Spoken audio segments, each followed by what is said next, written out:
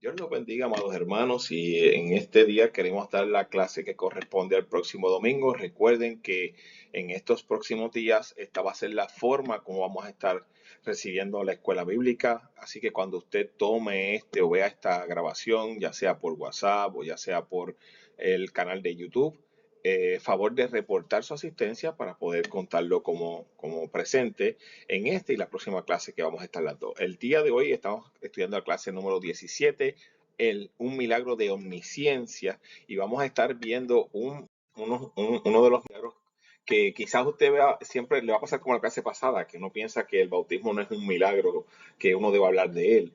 Este milagro que vamos a ver hoy, que Jesús demuestra que su omnisciencia, que vamos a explicar ahorita qué es eso de omnisciencia, ¿verdad? Es que Dios lo sabe todo, ¿verdad? Van a entender ese milagro donde Jesús demuestra su divinidad. La afirmación fundamental de inmediato es que necesitamos regresar a la sencillez evangelística de Felipe, que era uno de los apóstoles, ¿verdad? Cuando dijo, ven y ve. ¿Verdad? Hay un significado muy grande en esa expresión, pero no me quiero adelantar, quiero ir en la clase y después les comento. El versículo para meditar es que respondió Natanael y le dijo, Rabí, tú eres el Hijo de Dios, tú eres el Rey de Israel, y eso está en Juan 1:49. Y como vamos a ver que el milagro de hoy lo que nos habla es de esa capacidad divina que tiene Dios de saber todo sobre nosotros, nuestro pasado, nuestro presente, nuestro futuro.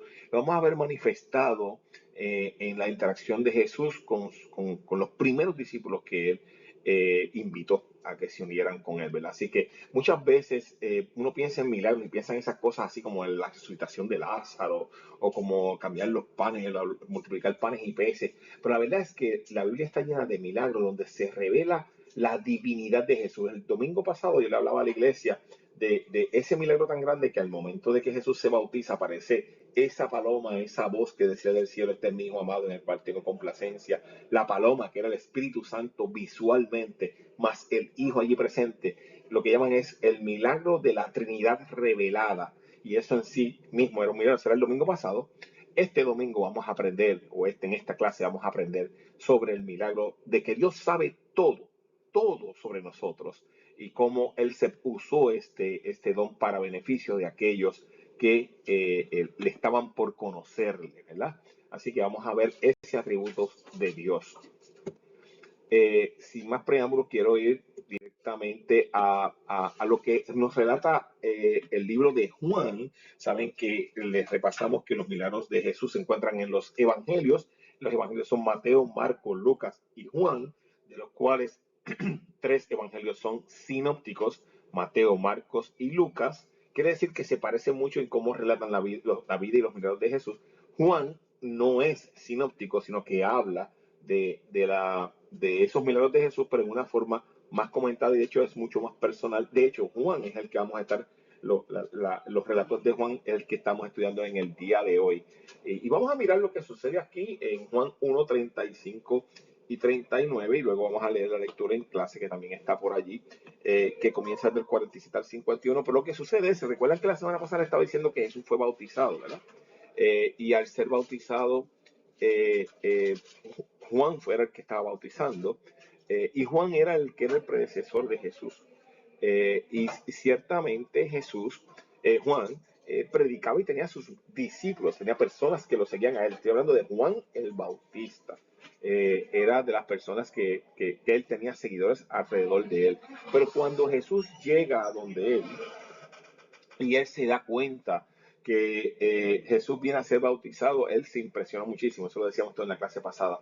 Pero dice esta lectura que leemos acá en Juan, que precisamente el Señor siguió así, regresando a donde Juan estaba bautizando, y ahí es donde ve esa lectura que vemos en el Evangelio según San Juan, capítulo 1, capítulo 35 al 39, que lo voy a leer para su beneficio. Dice, el siguiente día otra vez estaba Juan y dos de sus discípulos. Estaba Juan y dos personas que estaban, Juan el Bautista con dos de los discípulos de Juan el Bautista. Y mirando a Jesús, Jesús se acerca, ¿verdad? Se acerca a donde estaba Juan, y entonces viene mirando a Jesús que andaba por allí. Juan le dice, he aquí el Cordero de Dios, ¿verdad? Juan el Bautista se refiere a Jesús diciéndole, he aquí el Cordero de Dios. Dice el 37, le oyeron hablar los dos discípulos. Estos dos discípulos son los dos discípulos de Juan el Bautista. Y siguieron a Jesús. Saben que Juan nunca se quiso apoderar de los discípulos, sino él le estaba preparando para que siguieran a Jesús. Y estos dos discípulos, en efecto, siguieron a Jesús. Esos dos discípulos a los cuales se refiere esta lectura es Andrés, como lo vamos a ver donde dice el versículo 1:40, lo vamos a ver en un minuto, y Juan, quien es Juan el discípulo amado. No confunda con Juan el Bautista, son dos Juanes diferentes, ¿ok? Juan no se refiere a sí mismo en sus evangelios con el nombre de él, pero sabemos que es Juan el discípulo amado. Le sigo leyendo en Juan capítulo 1, versículo 38, y dice, y volviéndose Jesús, viendo que le seguían, y los que le seguían eran Andrés y Juan, le pregunta, ¿qué buscáis? Y ellos le dijeron, Rabí, le dijeron Juan, Andrés y Juan, Rabí, que traducido es maestro, ¿dónde moras? Y les dijo, venid y ved. Eso fue lo que le dijo Jesús. Fueron y vieron dónde moraba y se quedaron con él aquel día porque era como la hora décima, más o menos las 4 de la tarde.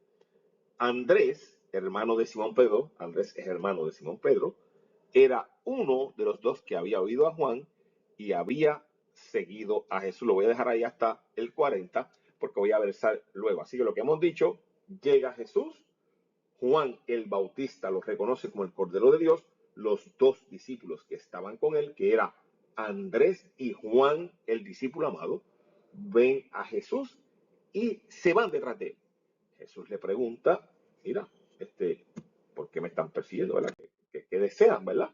Y se da esta interacción que quiero llevarnos, ¿no? Los dos discípulos de Juan ahora siguen a Jesús. Y cuando dice que lo siguen es en contexto literal. Lo siguieron, se fueron detrás de él. Pero también puede haber un contexto que es que ellos, de alguna manera, al ver a Jesús, fueron cautivados por la palabra de Jesús y siguieron al maestro, se vieron inclinados a seguir sus enseñanzas. Y eso era el perfecto plan de Dios, que realmente ellos dejaran de seguir a Juan el Bautista y siguieran a Jesús, que es como Juan el Bautista les había instruido. Así que bueno, inmediatamente Jesús, cuando ves que ellos lo están persiguiendo, como cualquier persona, empieza a ver y quiere saber cuál es la intención de estos dos. Estoy seguro que Jesús lo sabía, porque Jesús sabe todas las cosas, pero quería en esta interacción tener una interacción con ellos. Y Jesús le pregunta de una manera algo impersonal, le dice, ¿qué están buscando? ¿Qué ustedes quieren, no? Y la respuesta de Andrés y Juan fue, ¿dónde moras tú? ¿Verdad? Algo raro, ¿verdad? Que alguien te pregunta, ¿dónde tú vives? ¿Verdad? Yo me imagino que nosotros en esta fecha, si alguien me dijera, ¿dónde tú vives? Yo le diría, pues vente para que veas, ¿no? Jesús, sabiendo y conociendo, ¿verdad? Lo que estaba pasando, se abre a ellos. Les dice, vente, vengan para que vean donde yo vivo. Y se da una interacción de una camaradería muy particular que Jesús utilizó. Fíjense cómo se muestra esta categoría de ser un gran hospedador, de una hospitalidad asociada con el ministerio de Jesús, que nosotros tenemos que aprender. La iglesia, aunque predique, debe ser una iglesia hospitalaria, donde la gente se sienta bienvenida, ¿verdad? Así que a la pregunta de Jesús, Jesús lo que hizo fue, pues, vengan y vean, ¿verdad? Cuando hizo esa pregunta y le dijo, venid y ved. Y ellos fueron y vieron dónde moraba y más aún se quedaron con él aquel día, porque era la hora décima. Me imagino, la Biblia no lo dice, pero que estas personas estaban cautivadas con Jesús. Más se empiezan a preguntarle, van caminando, los invitan a la casa, yo no sé si le dio el cafecito, yo no sé qué ellos toman allá en Palestina, yo estoy aquí especulando, ¿verdad? Pero cuando uno va a la casa de los hermanos sacan el cafecito, que si uno puede hablar y uno conoce mejor los hermanos, uno conoce mejor la relación entre dos personas, se da más fuerte porque uno lo invita a su casa. Y Jesús en efecto los invitó a su casa y les compartió el abrazo cálido de su hogar a estos dos apóstoles, ¿verdad? Entonces, vean lo que sucede aquí, yendo al segundo tópico, ya en el versículo 42, nos empieza a decir que el pasaje dice que Andrés, que era la persona, como decía en el versículo 1, Andrés, que era el hermano de Simón Pedro, fue uno de esos discípulos que se encontró con Jesús. Y él tuvo esa experiencia de compartir con él, quedarse una noche, y parece que fue tan impactado que salió y se lo contó a su hermano, que es Simón Pedro. ¿Verdad? Si ustedes ven el retrato que tengo en la presentación, es de la serie Chosen, ¿no? Si ustedes quieren ver esto en una representación gráfica, he dicho que pueden ver esas historias en las películas de Chosen, que se ven por Netflix, o sea, yo hasta hay una aplicación donde las pueden ver. Y entonces Simón Pedro, que era hermano de Andrés, Andrés le predica a él, por así decirlo, le dice, lo invita, dice en el versículo 41, este halló primero a su hermano Simón y le dijo, hemos hallado al Mesías, que traduciendo es el Cristo. Lo que dice Andrés a Simón no solo son palabras de testimonio, sino una confesión de fe. Cuando alguien conoce a Jesús y abre su corazón a Él, es convencido de la capacidad que tiene Jesús redentora. Y eso fue lo que pasó con Andrés.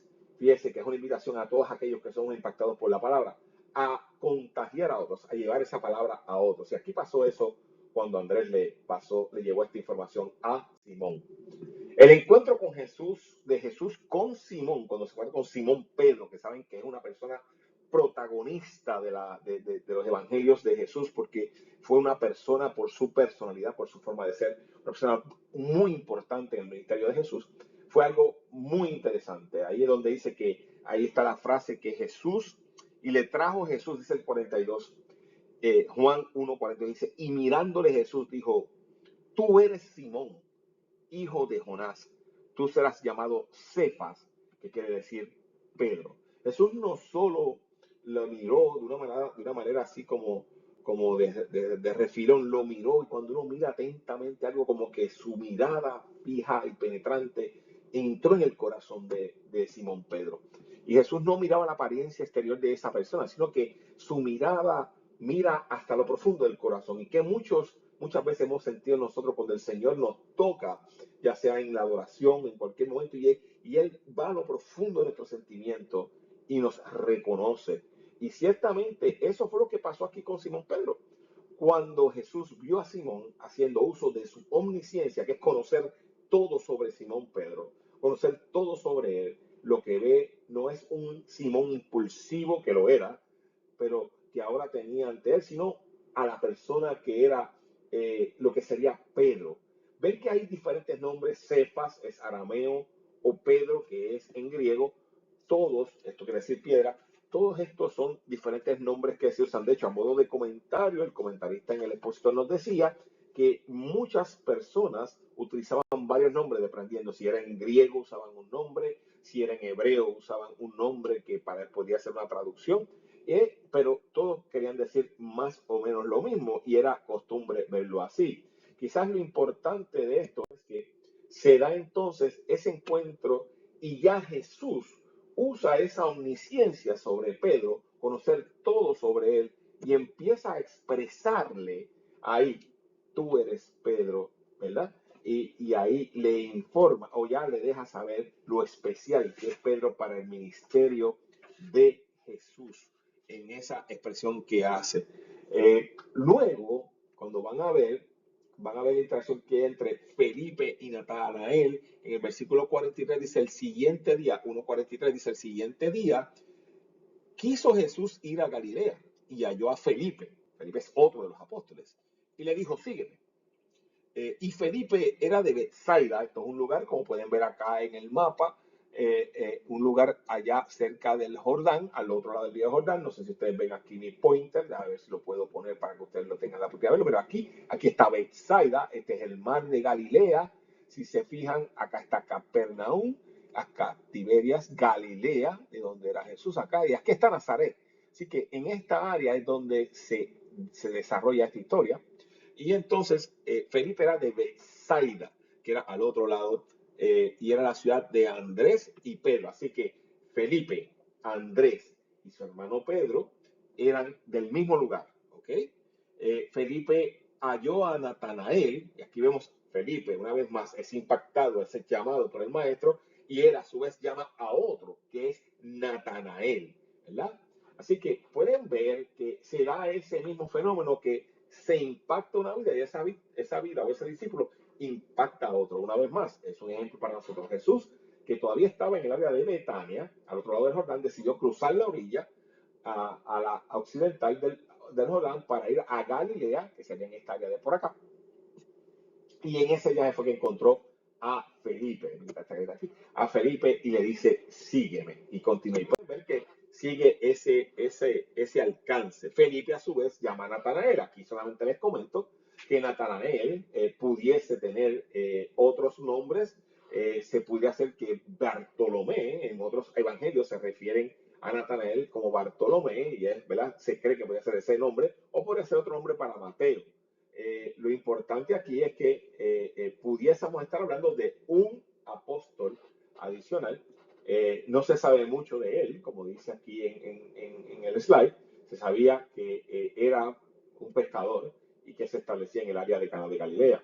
Otros piensan que Natanael era Bartolomé, como les he dicho, y es un apóstol que no se menciona en el libro de Juan, así como Natanael no se menciona en los sinópticos. Así que pudiese ver en los relatos algunos que le dicen de una manera y otros de otra, pero en efecto lo importante para nuestra clase o lo relevante para nuestra discusión es que Felipe atrae a otro apóstol que pudiera ser Natanael o Bartolomé. Y eso es lo que es importante o relevante para nuestra discusión. Así que Felipe le testifica a Natanael, o Bartolomé, como tú quieras decir, que Jesús es el hijo de José de Nazaret. Y mira lo que pasa aquí. Felipe llama a Jesús el hijo de José, pues legalmente José era su papá, ¿verdad? Aunque sabemos que era el hijo de Dios, pero legalmente para la sociedad el papá de Jesús era José, el esposo de María. Pero muy pronto Natanael entendería a través del milagro de la omnisciencia de Dios, que es lo que vamos a ver ahora, que él era realmente el hijo de Dios. Así que miren lo que sucede con Natanael. Aquí ven que Natanael, si vemos el versículo donde se hace interacción, ¿verdad? Le estoy viendo en Juan capítulo 1, versículo 45. Felipe halló a Natanael, le dijo, hemos hallado a aquel de quien escribió Moisés en la ley, así como los profetas, a Jesús, el hijo de José de Nazaret. Eso le dijo Felipe. Y Natanael le dijo, de Nazaret puede salir algo bueno, le dijo Felipe. ¿Sabes lo que dijo Felipe? Vente y ven, hijo. O sea, Natanael hizo un comentario discriminatorio de Jesús. Como que dice, ¿qué va a salir, mano, de esa gajeada que hay ahí de Nazaret, que va a salir algo bueno ahí? Y Felipe no se puso a pelear con él. Felipe hizo algo con un mensaje sencillo pero impactante. Le dijo, mira, vente y míralo tú mismo para que te convenza a ver si este es el Mesías o no. No le dijo todas esas palabras, lo que fue, le dijo, ven y ve. Y como dice, a veces el decir menos se dice más. Y aquí el Señor usó este momento y Felipe usó esta estrategia. Le dijo, agarra para acá y vente para que tú veas por ti mismo. Hay veces que tú debes decirle a una persona, si tú quieres que Cristo haga algo en tu vida, vente un día y pruébalo. Y si no te gusta, me lo devuelve. Y el Señor es el que hace la obra. Cuando Él toma ese mensaje poderoso, impacta las vidas. Así que Felipe hizo esto con Natanael. Él sabía que así se resolverían todas las preguntas de Natanael cuando él viera lo que Jesús hace. Pues bueno, imagínense, vamos a ver qué pasó con Natanael. Y ahí vamos a ver del versículo 47 al 51, cuando dice, cuando Jesús vio a Natanael, mira lo que pasó, que se le acerca, dijo de él, sin Natanael decir nada, Jesús le dice, he aquí un verdadero israelita en quien no hay engaño. Posiblemente Natanael nunca había visto a Jesús, pero Jesús, inmediatamente que lo vio, le dijo algo a él que lo impactó. Eso que usted está viendo es el milagro de la omnisciencia de Dios. Omnisciencia es que Dios tiene la capacidad de saber todo, pasado, presente y futuro de una persona. Dice el versículo 48, cuando Jesús le dice a Natanael, he aquí un verdadero israelita en quien no hay engaño, le dijo a Natanael, ¿de dónde me conoces? Estamos en el 48. Respondió Jesús y le dijo, antes que Felipe te llamara, cuando estabas debajo de la higuera, te vi. Miren, pareciera ser que Jesús había visto que Natanael había tenido un suceso debajo de la higuera. Jesús le dijo que ya lo había visto debajo de esa higuera. ¿Qué quiere decir esto? Para los judíos la higuera era símbolo de paz. La idea de paz, su idea de paz era cuando uno podía estar tranquilo a la sombra de una higuera o estar tranquilito. Pero realmente lo que sucedió aquí es que Jesús eh, eh, conectó con este hombre que era profundamente religioso, sincero, un hombre que aparentemente era bien puro de corazón. Y resulta ser que en ese momento Natanael cae en cuenta de que Jesús sabía su historia y no era simplemente una intuición humana. Parece que esas palabras que dijo Jesús, yo te vi allí en la higuera, era un suceso que había acabado de suceder, que no había forma de Jesús saber que eso había pasado. Y él se dio cuenta que Jesús tiene un conocimiento más allá de algo que había sucedido. Una vez más, es la omnisciencia de Dios. Mi hermano, Dios sabe todo sobre ti. Y Dios sabe lo que es bueno, lo que te conviene y lo que no. Este milagro que se reveló para Natanael en su vida, lo hizo que él exclamara, Rabí, tú eres el Hijo de Dios, tú eres el Rey de Israel. Porque como les he dicho a ustedes, los milagros impactan a la persona que los recibe más que a nadie. Y eso fue lo que pasó con Natanael. Fue impactado por el milagro de la omnisciencia de Dios. Inmediatamente Natanael, a partir de ese momento, tuvo en su alma un encuentro personal con Dios. Como sucede con las personas que tienen grandes milagros que les suceden. Viene y tiene ese impacto y eso cambia su vida. Jesús comienza a decirle, mira, si tú crees que porque yo te dije eso solamente estás impactado, deja que veas. Mire, le voy a seguir leyendo. En el 48 dice, le dijo a San Natanael, ¿de dónde me conoces? Respondió Jesús y le dijo, antes que Felipe te llamara, cuando estabas debajo de la higuera, yo te vi. Respondió Natanael y le dijo, Rabí, tú eres el Hijo de Dios, tú eres el Rey de Israel. Respondió Jesús y le dijo, porque te dije que te vi debajo de la higuera, ¿crees? Cosas mayores que estas verás. Y le dijo, de cierto os digo, de aquí en adelante veréis el cielo abierto y los ángeles de Dios que suben y descienden sobre el Hijo del Hombre. Así que Jesús le revela a él, mira, hay un montón de cosas más que yo voy a dejarte experimentar si tú crees en mí. Mi hermano que me escuchas en este día, si tú crees en Dios, si tú crees en Jesús, ves a su mensaje y pones tu fe en Él, vas a ver grandes cosas. Las que ya has visto ya serán grandes, pero las que verás serán aún más grandes. Así que, ¿saben? Natanael iba a ver, iba a ser testigo de los milagros, de como la resurrección de Lázaro, la sanidad de los enfermos y la misma resurrección de Cristo. La verdad es que él iba a ver muchas otras cosas, pero la omnisciencia de Jesús fue lo que lo cautivó. Así como Jacob vio ángeles del cielo comunicándose con la tierra, así Natanael vería a Jesús comunicándose como una comunicación digna entre el cielo y la tierra cuando fuera la ascensión de él. El Hijo del Hombre, sustituyendo la escalera, es la conexión de Dios con la tierra. Por eso le decía que cosas más grandes iba a ver. Así que concluyendo, hermano, en este día, lo que vimos en este milagro de la omnisciencia de Dios, que quiero asegurarme que usted comprende la definición de omnisciencia, es un atributo por el cual Dios, en forma perfecta y eterna, conoce todo lo que puede ser conocido, ya sea pasado, presente o futuro. Dios sabe cómo lograr mejor sus fines. La Biblia enseña claramente la omnisciencia de Dios. Si usted va al Salmo 147:5, permítame buscarle un segundito porque me gusta fundamentar estas cosas. Usted va al Salmo 147:5, se da cuenta que la omnisciencia de Dios es un atributo que es inherente de Él. Allí dice, grande es el Señor nuestro y de mucho poder, y su entendimiento es infinito. Eso es una de las evidencias de que Dios lo sabe todo. Así que Jesús afirmó más adelante de que Él es el único camino que va al Padre, no hay otra forma de llegar al Padre que no es a través de Él. Y quienes nos hemos acercado a Jesucristo sabemos que un día no solamente le veremos en el cielo, sino que además estaremos para siempre con Él. Así que mis amados hermanos, esta es la clase 1 17, espero que les haya gustado. Dios los bendiga.